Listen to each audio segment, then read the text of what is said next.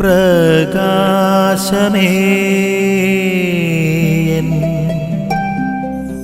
മിഴി തുറക്കുക വേഗം. ഒരു ശതാധിപൻ രോഗിയായ തൻ്റെ ഭൃത്തിന് വേണ്ടി കർത്താവിൻ്റെ സന്നിധിയിൽ അപേക്ഷിക്കുന്ന രംഗം. മധ്യസ്ഥ പ്രാർത്ഥന പൊതുവെ നമുക്ക് എല്ലാവർക്കും ഇഷ്ടമുള്ളതാണ്. മറ്റുള്ളവർക്ക് വേണ്ടി പ്രാർത്ഥിക്കുന്ന നെഹമ്യയുടെ പുസ്തകം 1:4 നമ്മൾ കാണുന്നുണ്ട്.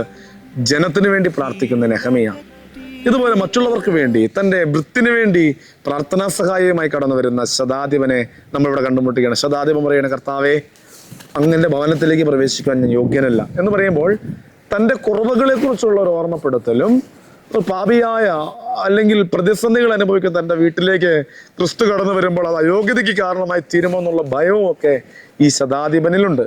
അവൻ്റെ കുറവുകളെ കുറിച്ചുള്ള വലിയൊരു ഓർമ്മ. പക്ഷേ അവനറിയാം, അവൻ നസ്രായനായ കർത്താവിൽ അടിയുറച്ച് വിശ്വസിക്കുകയാണ്. നസ്രായനായ കർത്താവിന് തൻ്റെ ഭൃത്യൻ്റെ ജീവിതത്തിൽ സൗഖ്യം നൽകുവാൻ സാധിക്കുമെന്നുള്ള തിരിച്ചറിവ് അവനിലുണ്ട്.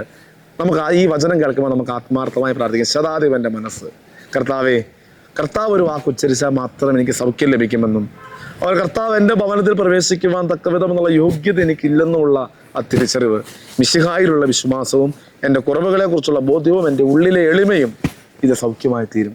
ശതാധിപൻ്റെ വിശ്വാസം ഞങ്ങൾക്ക് നൽകണമേ എന്ന് നമുക്ക് ആത്മാർത്ഥമായി പ്രാർത്ഥിക്കാം. ആമേൻ. നിൻ വഴിയേ നടക്ക